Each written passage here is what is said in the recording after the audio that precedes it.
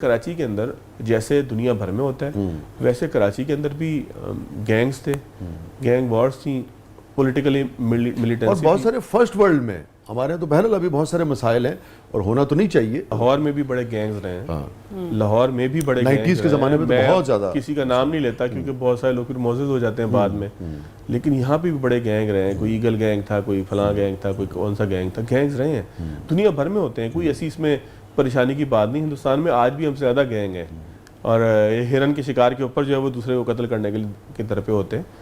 لیکن اس میں نا وسیع بھائی جو ایک باریک لائن ہوتی ہے نا بٹوین دی لائنز، وہ ہندوستان کا ایک ایجنڈا ہوتا ہے. اور جن موویز کو اب تو پاکستان میں بین ہے سینما کے اندر، بہت سے لوگ دیکھ لیتے ہوں گے، پھر بھی یہ ساری کی ساری موویز جو ہے نا یہ ہمارے ذہن کے اوپر افیکٹ کر رہی ہوتی ہیں اور میجک بلٹ اس کا افیکٹ ہوتا ہے. اس کا نتیجہ نکلتا ہے کہ آپ ویسا ہی سب کچھ سمجھنا شروع ہو جاتے ہیں اور ویسا ہی سب کچھ کرنے کی آپ کوشش کرتے ہیں. دونوں چیزیں ہیں نا، ایک تو ویسے ہی کرنے کی کوشش کرتے ہیں اور اپنے اوپر بھی اگر پروپیگنڈا اتنا تگڑا ہو اور اس کا اتنا امپیکٹ ہو آپ کے بارے میں، آپ کی ریاست کے بارے میں، آپ کے لوگوں کے بارے میں، تو آپ کا بھی اعتماد جو ہے وہ متزلزل ہوتا ہے. آپ کو بھی لگتا ہے شاید ہم بھی ایسے، آپ کو بھی لگتا ہے کہ شاید ہم بھی ایسے. تو وہی بات ہے جو ہم کر رہے ہیں، جو بٹوین دا لائنز آپ کو دیکھنا چاہیے کہ آپ دیکھیں نا کہ وہ تو خود مان رہا ہے کہ مخالف کہ یار وہ آپ کے ملک میں آتا ہے اور آپ کے ملک میں دراندازی کرنے کی کوشش کرتا ہے، اپنے ایجنٹس کے ذریعے بھی، اپنے جاسوسوں کے ذریعے بھی. تو یہ بات سمجھنے کی اچھا، اس بات کو ہم یکسر مسترد نہیں کر سکتے. گینگ وار ٹھیک ہے، بھتہ خوری کرتا تھا، اولڈ سٹی کے تاجر اس کو بھتہ دیتے تھے، وہاں پہ گولیوں میں لپٹے ہوئے پہنچ جاتے تھے، رکے پہنچ جاتے تھے. میں نے اپنی آنکھوں سے دیکھے ہیں وہ رکے کہ جس میں 2 گولیاں لپٹی ہوئی ہیں. مطلب گولی ایک میسج ہے نا کہ یہ گولی تمہیں لگ سکتی ہے.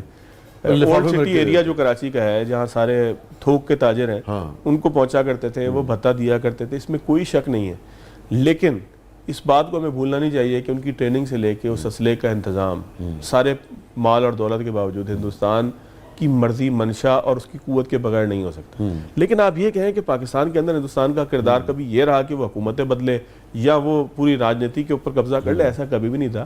ہماری ایجنسیاں اس سے زیادہ چوکس تھیں، یہ پکڑے بھی جاتے تھے، مارے بھی جاتے تھے. کلبھوشن کو ہی دیکھ لیں، کلبھوشن کو ہی آپ دیکھ لیں. اس کے علاوہ آپ بلوچستان میں دیکھ لیں، اس طریقے سے سرکوبی اس وقت ہو رہی ہے. پوری جو فتنہ ہند ہے وہاں پہ اس کی سرکوبی ہو رہی ہے.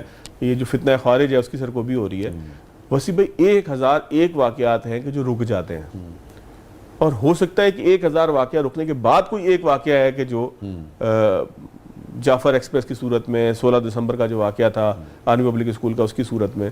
اور آپ کو پتہ ہے 16 دسمبر کے واقعے کے پیچھے بھی ایک پوری ایک کہانی ہے. 16 دسمبر کو بنیادی طور پہ مشرقی پاکستان سے الگ ہوا تھا، کیونکہ وہی دن تھا. اسی دن کا کہ آپ نے یاد دلائی کہ آپ کو اتنی ہی بڑی چوٹ ایک دفعہ دوبارہ پہنچانے کی کوشش کریں گے، اور وہ کوئی اور نہیں تھا، وہ ہندوستان تھا.